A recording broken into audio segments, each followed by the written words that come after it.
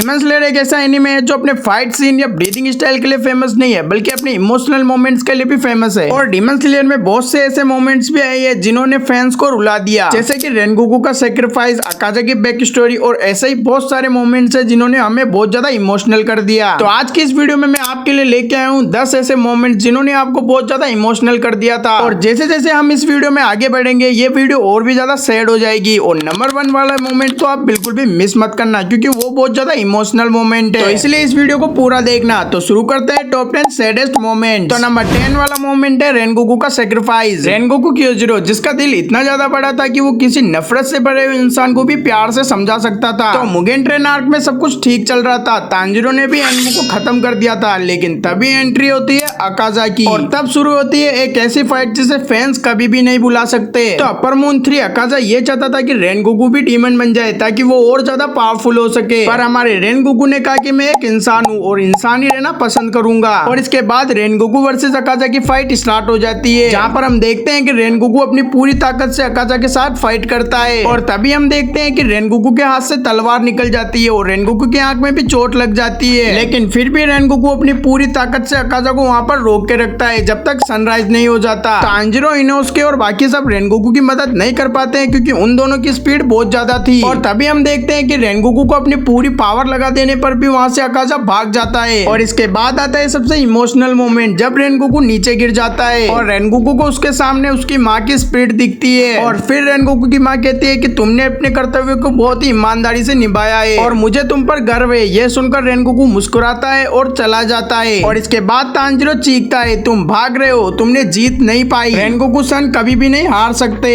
और उस पल हर डीमन स्लेयर फैंस की आंखों में आंसू आ गए थे। नंबर 9 तांजिरो और नेजुको का सपना। तो तांजिरो हर वक्त अपनी छोटी बहन नेजुको के लिए जीता है, लेकिन तांजिरो के अंदर भी छुपा हुआ होता है एक टूट चुका बच्चा जिसे अपने पुराने परिवार की याद हमेशा रुला देती है। तो दाकी और ग्योतारो की फाइट के बाद तांजिरो बेहोशी में चला जाता है और उस वक्त तांजिरो को एक सपना आता है और उस सपने के अंदर तांजिरो अपने पूरे परिवार के साथ होता है। वहाँ पर सब लोग हंस रहे होते हैं और नेजुको भी नॉर्मल होती है। तांजिरो अपने पूरे परिवार के साथ खाना खाता है और नेजुको के साथ हंसता है। एक ऐसी दुनिया जहाँ पर कोई खून नहीं, कोई दर्द नहीं, वहाँ पर सब कुछ नॉर्मल चल रहा होता है। लेकिन हम देखते हैं कि वहाँ पर सब कुछ धीरे धीरे धुंधला हो जाता है और तभी नेजुको रोती है और कहती है कि भैया मुझे छोड़कर मत जाओ। और तांजिरो कहता है कि मैं तुम्हें कभी भी नहीं छोड़ के जाऊंगा नेजुको। और तभी अचानक तांजिरो की आंख खुल जाती है और वो उसी नर्क में आ जाता है जहाँ पर खून, दर्द और दुश्मन होते हैं। एक ऐसा सपना जो कभी भी सच नहीं होगा, लेकिन फिर भी तांजिरो ने उस सपने को अपने दिल से कभी भी नहीं निकाला। और ये एक ऐसा मोमेंट था जहाँ पर डीमन स्लेयर फैन बहुत ज्यादा इमोशनल हो चुके थे और तांजिरो को होश में आते देख नेजुको भी बहुत ज्यादा खुश हो गई थी। तो चलो हम भी बढ़ते हैं अपने अगले मोमेंट की तरफ। नंबर 8 शिनोबु और कनाओ सिस्टर्स। कनाओ एक ऐसी लड़की जिसकी जिंदगी टॉस थी। कनाओ का हर फैसला उसी कोइन के डिसीजन से था क्योंकि कनाओ का दिल दर्द में जम चुका था। वो बोलती नहीं थी, ना ही महसूस कर सकती थी। और तभी कनाओ की जिंदगी में आती है कनाई कोचो। कनाई कनाओ से कहती है कि तुम्हें डिसीजन लेना नहीं आता, कोई बात नहीं, जब तक तुम खुद से डिसीजन लेना नहीं सीख जाती हो मैं तुम्हारे साथ हूँ। कनाई ने कनाओ को डिसिप्लिन नहीं बल्कि उसे एक सिस्टर मान लिया था। कनाई ने कनाओ को फूलों से प्यार करना सिखाया, लोगों को समझना सिखाया और ऐसे ही सब कुछ ठीक चल रहा था। लेकिन तभी एंट्री होती है अपर मून 2 डोमा की। अपर मून 2 डोमा ने शिनोबु की बड़ी सिस्टर कनाई को मार दिया था। उसने कनाओ को कुछ नहीं कहा, ना अलविदा ना आखिरी बात। और जब ये बात कनाओ को पता चली वो बहुत ज्यादा इमोशनल हो गई थी, लेकिन उस दिन कनाओ ने कुछ भी नहीं कहा, ना रोई ना चिल्लाई, लेकिन कनाओ की आंखों में वो सब कुछ था। और उस दिन कोइन टॉस की भी जरूरत नहीं थी। और अगर आपने मांगा पढ़ी होगी तो आपको पता होगा कि कनाओ ने कैसे बदला लिया और ये भी काफी इमोशनल मोमेंट था। अब बढ़ते हैं अगले मोमेंट की तरफ। नंबर 7 मुइचिरो का सैक्रिफाइस। मुइचिरो तोकितो सब कहते थे कि उसके दिल में कुछ नहीं है, लेकिन जब उसने अपनी जान दी तब सबको समझ आया कि उसका दिल सबसे बड़ा था। इन्फिनिटी कैसल के अंदर मुइचिरो अकेला पड़ जाता है अपर मून 1 कोकोशिबो के साथ और मुइचिरो जैसे ही कोकोशिबो को देखता है उसके पैरों तले जमीन खिसक जाती है, लेकिन फिर भी मुइचिरो कोकोशिबो के सामने डटा रहता है। और इसके बाद शुरू हो जाती है कोकोशिबो वर्सेस मुइचिरो की फाइट। और अगर आपने मुइचिरो की बैक स्टोरी देखी है तो आपको पता होगा कि मुइचिरो का एक ट्विन ब्रदर भी था जिसका नाम था युइचिरो। मुइचिरो के लिए उसका भाई सब कुछ था, लेकिन एक दिन एक डीमन ने उसके भाई को मार दिया और मुइचिरो अपने भाई की मौत के बाद से ही इमोशनलेस हो गया। और जब मुइचिरो कोकोशिबो के साथ अपनी फाइनल फाइट करता है उस वक्त मुइचिरो लिटरली मरने के करीब हो जाता है, लेकिन फिर भी मुइचिरो रुकता नहीं है, वो आखिर में जीत ही जाता है। और उस टाइम मुइचिरो के लास्ट वर्ड ये थे, भाई क्या इस बार मैंने सही किया? और इस सीन पर ज्यादा से ज्यादा डीमन स्लेयर फैन इमोशनल हो गए थे।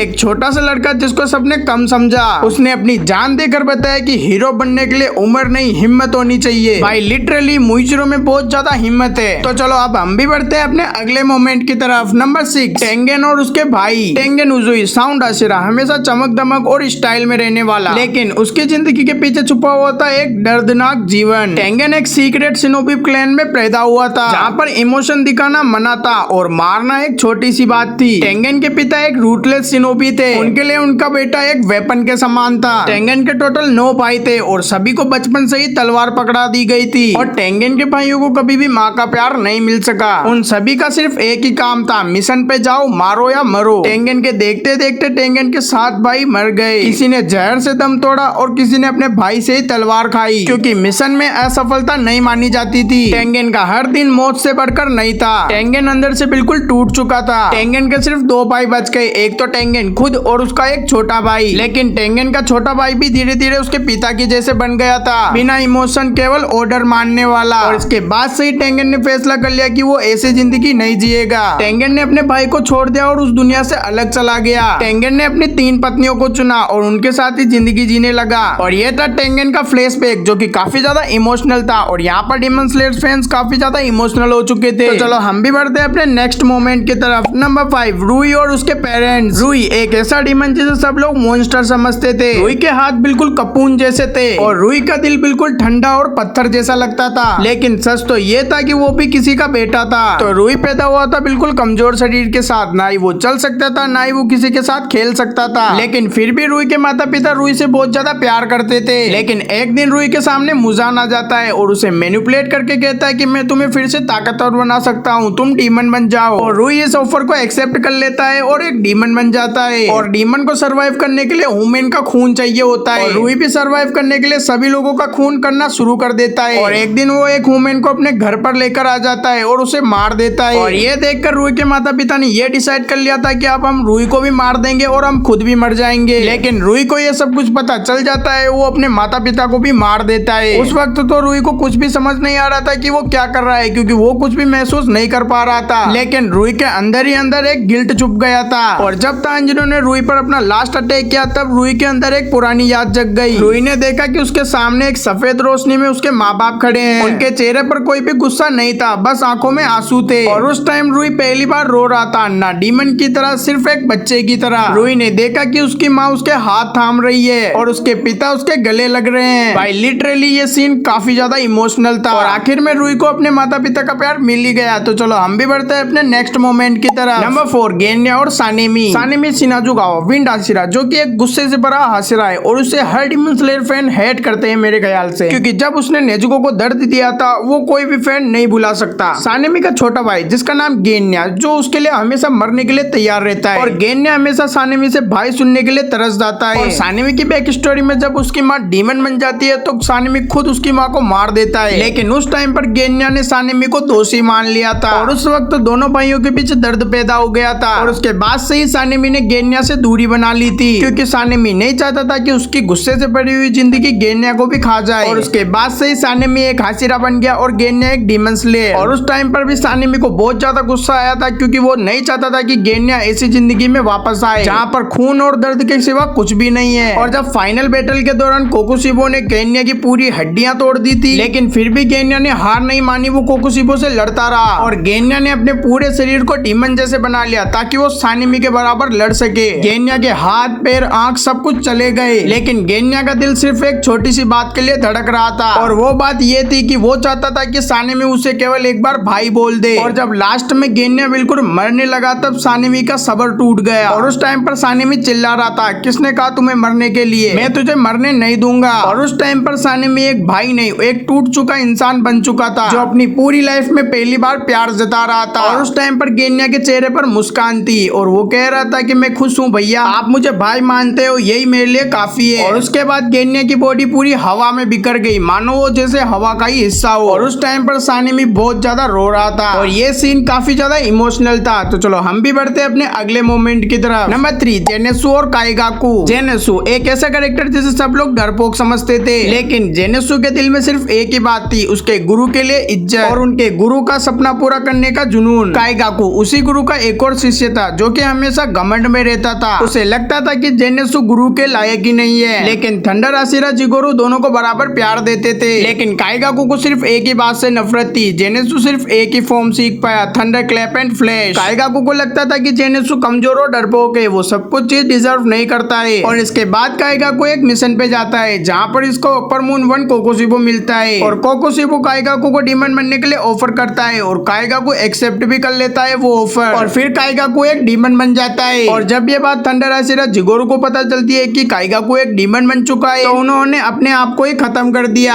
क्योंकि उनका अपना शिष्य ही उनके नाम का कलंक बन चुका था। और उस दिन जेनेत्सु ने अपने सबसे प्यारा रिश्ता खो दिया और उस टाइम पर जेनेत्सु ने एक बात ठान ली कि मैं उस जिंदगी को खत्म करूंगा जिसे मेरे गुरु ने शुरू किया था। काइगाकू हमेशा जेनेत्सु को नीचा दिखाता था क्योंकि वो बहुत ज्यादा कमजोर था, लेकिन जेनेत्सु ने वो कर दिखाया जो कोई भी नहीं कर सकता है। और अगर आपने मांगा पढ़ी है तो आपको पता होगा कि जेनेत्सु ने क्या किया था। ये सीन काफी ज्यादा इमोशनल था। तो चलो हम भी बढ़ते हैं अपने अगले मोमेंट की तरफ। नंबर 2, नेजुको का डीमन बन जाना। तांजीरो कमाडो एक ऐसा लड़का जो अपने घर को चलाने के लिए चारकोल बेचने जाता था ताकि वो चारकोल बेचकर जो पैसे आए उससे अपना घर चला सके। और हमेशा की तरह तांजीरो एक दिन चारकोल बेचने जाता है, लेकिन तांजीरो को क्या पता था कि जब वो लौट कर आएगा तो उसकी पूरी दुनिया ही खत्म हो जाएगी। तो जब तांजीरो घर पर लौट के आता है तो वो देखता है कि पूरे घर में खून ही खून था और पूरे घर में सिर्फ एक ही इंसान की सांस चल रही थी जो कि थी नेजुको। तांजीरो ने नेजुको को अपनी पीठ पर बिठा लिया और पहाड़ों की तरफ भागने लगा। उस टाइम पर बर्फ गिर रही थी और सांस रुक रही थी, लेकिन तांजीरो का दिल सिर्फ एक ही बात से चिल्ला रहा था, नेजुको जिंदा रहना। लेकिन तब कुछ बदल गया। नेजुको ने आंख खोल ली और नेजुको की आंखों में प्यार नहीं खून की भूख थी और उसी वक्त उसने तांजीरो पर हमला कर दिया। लेकिन उस टाइम पर तांजीरो कुछ भी नहीं कर रहा था, वो सिर्फ रो रहा था और तांजीरो सिर्फ एक ही बात बोल रहा था, नेजुको मैं तुम्हारा भाई तांजीरो। लेकिन तांजीरो को क्या पता था कि उसकी बहन अब डीमन बन चुकी है। और इसके बाद एंट्री होती है तोमियोका ग्यू की। उसने तांजीरो को गिरा दिया और नेजुको पर तलवार चला दी, लेकिन उस मोमेंट पर नेजुको ने तांजीरो को बचा लिया एक डीमन होते हुए भी। नेजुको अपने भाई के सामने खड़ी हो गई। ग्यू ने देखा कि ये लड़की एक डीमन होते हुए भी अपने भाई को नहीं मारना चाहती। ग्यू ने सोचा कि ये डीमन अलग है, इसके अंदर अभी भी इंसानियत बची हुई है, इसलिए ग्यू ने नेजुको को छोड़ दिया। भाई लिटरली ये सीन काफी ज्यादा इमोशनल था। नेक्स्ट मोमेंट है अकाजा की बैक स्टोरी। तो अकाजा का ह्यूमन फॉर्म में नाम था हाकुंजी। तो हम देखते हैं कि हाकुजी के जो डैड रहते हैं वो काफी ज्यादा बीमार रहते हैं। उनके पास इतने भी पैसे नहीं होते हैं कि वो अपने लिए दवाइयां परचेज कर सके, इसलिए अकाजा लोगों की जेब काटा करता था और चोरियां किया करता था अपने गाँव में। और इसलिए उसके गाँव वाले उसे मारते पीटते थे और उसके शरीर पर टैटू बना देते थे। और इसके बाद से अकाजा के डैड सुसाइड कर लेते हैं और एक लेटर छोड़ के जाते हैं अकाजा के लिए, जिसमें लिखा होता है कि मैं तुम्हारी चोरी के पैसे से नहीं जी सकता और मैं तुम्हें सजेस्ट करूंगा तुम एक नॉर्मल लाइफ जियो। और अकाजा के शरीर पर टैटू होने की वजह से उसे गांव से भी निकाल दिया जाता है। और इसके बाद से ही अकाजा लोगों से मारपीट करना शुरू कर देता है। और एक दिन ऐसे ही अकाजा की मुलाकात होती है एक डोजो के मालिक से जिसका नाम था ईजो, जो कि एक डोजो चलाता था। यहाँ पर अकाजा किसी लड़के से मारपीट कर रहा था, लेकिन वहाँ पर ईजो आता है और उस लड़के को छुड़ा देता है और वो अकाजा को ऑफर करता है कि तुम मेरे डोजो में काम करने लग जाओ और इसके बदले में तुम्हें खाना भी दे दूंगा, लेकिन तुम्हें एक जरूरी काम करना पड़ेगा। तो बेसिकली यहाँ पर एक क्योकी होती है। क्योकी की माँ अपने आप को मार लेती है क्योंकि वो क्योकी की अच्छी तरीके से देखभाल नहीं कर पा रही थी। और आप समझ ही गए होंगे कि उसको किस लेवल की देखभाल चाहिए थी। और यहाँ पर जो कीजो होता है वो उसी की देखभाल करने के लिए उसे कहता है और अपने छोटे मोटे काम करने के लिए भी कहता है। अकाजा इस बात के लिए मान जाता है और कीजो और उनकी दोस्ती भी बहुत ज्यादा अच्छी हो जाती है। और वो अकाजा को ऑफर करता है कि तुम कीजोकी से शादी कर लो और इस बात के लिए भी अकाजा मान जाता है। और एक दिन जब अकाजा घर पर नहीं होता है और वो जब घर पर पहुंचता है वो देखता है कि कीजो और कीजोकी दोनों ही मरे हुए थे। ये किया था उनके पास ही डोजो वाले ने, क्योंकि वो उनसे जलते थे इसलिए उन्होंने उनके कुएं में पॉइजन मिला दिया। और जब ये बात अकाजा को पता चलती है वो बहुत ही ज्यादा गुस्से में आ जाता है और अकाजा चला जाता है उस डोजो के अंदर और वो 67 लोगों को मार देता है। और जब ये कहानी गाँव वालों को पता चलती है तो वो इस कहानी को कहानी रहने देते हैं ताकि उनकी बदनामी ना हो। और अकाजा चला जाता है किसी और जगह रहने। एक दिन उसे माइकल जैक्सन मिलता है और उसे कहता है कि तुम डीमन बन जाओ, लेकिन हमारा अकाजा कहता है कि मुझे कुछ फर्क नहीं पड़ता। और तभी मुजान अपने हाथ को अकाजा के सिर में डाल देता है और अपना बहुत सारा ब्लड अकाजा को दे देता है। और यहाँ पर हाकुंजी बन जाता है अपर मून 3 अकाजा।